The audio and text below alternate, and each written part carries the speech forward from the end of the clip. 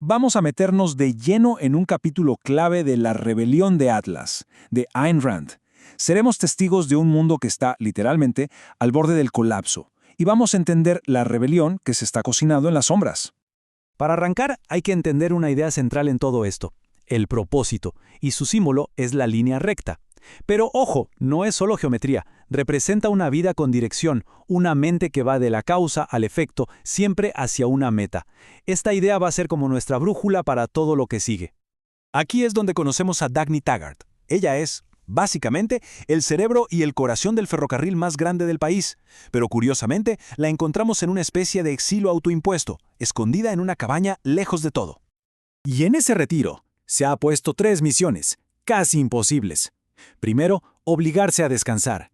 Segundo, tratar de imaginarse una vida sin el trabajo que es, bueno, toda su vida.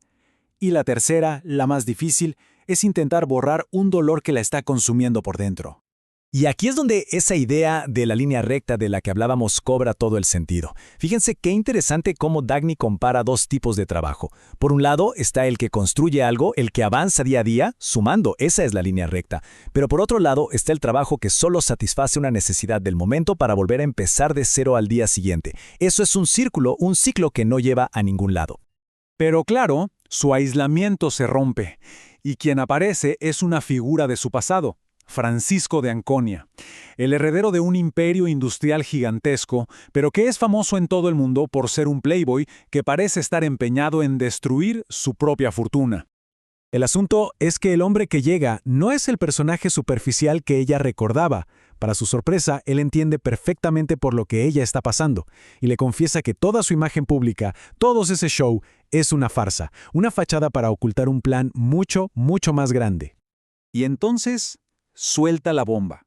La confesión que lo cambia absolutamente todo. Él no está dejando que su compañía se hunda por descuido. No, él personalmente la está demoliendo, pieza por pieza, y lo está haciendo a propósito. Francisco por fin le explica el porqué. Le revela el secreto detrás de su propia autodestrucción y, más importante, de la misteriosa desaparición de las mentes más brillantes del país. El secreto es una huelga. Él le plantea que el verdadero conflicto en el mundo no es entre ricos y pobres, sino entre 2 tipos de personas. Los creadores, los que producen valor de la nada, y los que él llama saqueadores, que son quienes se apropian de ese valor usando la fuerza, las conexiones políticas y sobre todo la culpa moral. El argumento es potente. Él dice que los productores están perdiendo porque sus mejores cualidades, su amor por el trabajo, su honestidad, su talento, se usan como armas en su contra. Lo llama una moralidad de secuestrador. Les exigen que sigan produciendo por el bien común, pero al mismo tiempo los castigan y los tildan de egoístas por su éxito. Y al aceptar esa culpa, se convierten en cómplices de su propia destrucción. Y esta frase resume el núcleo de todo el argumento de una manera brillante. Los que mueven el mundo, los productores, han aceptado un código moral que los condena por ser quienes son. Han dejado que sus propios destructores definan lo que está bien y lo que está mal. Y justo cuando Dagny está intentando asimilar la magnitud de todo esto, la conversación se corta de golpe. La estática de la radio, y de repente, la voz urgente de un locutor con una noticia de última hora. Y así, de la nada, toda esa filosofía, toda esa discusión abstracta, se estrella contra la realidad más aterradora y concreta que se puedan imaginar. El túnel Taggart, una obra de ingeniería espectacular de 12 kilómetros de largo, el mayor orgullo de la compañía de Dagny, se ha derrumbado por completo. Pero lo peor es que no fue un accidente, un hecho fortuito. Fue una cadena de incompetencia, una cascada de errores absurdos. A ver, repasemos. Primero, meten una locomotora a carbón de las viejas en un túnel diseñado para máquinas modernas sin humo. Obviamente, el túnel se llena de humo. Segundo, un pasajero entra en pánico y tira del freno de emergencia, deteniendo el tren en medio del túnel. Tercero, por la misma vía venía un tren militar cargado de explosivos que tenía órdenes de ignorar las señales para recuperar tiempo perdido. Ya se imaginan el final, la colisión, la explosión y el túnel entero se viene abajo, sepultando a todos dentro. Para Dagny, este desastre es la prueba final. Ella entiende la lógica de la huelga, entiende perfectamente el argumento de Francisco. Pero su propia naturaleza, lo que ella es en el fondo, la obliga a tomar una decisión que sabe que es trágica.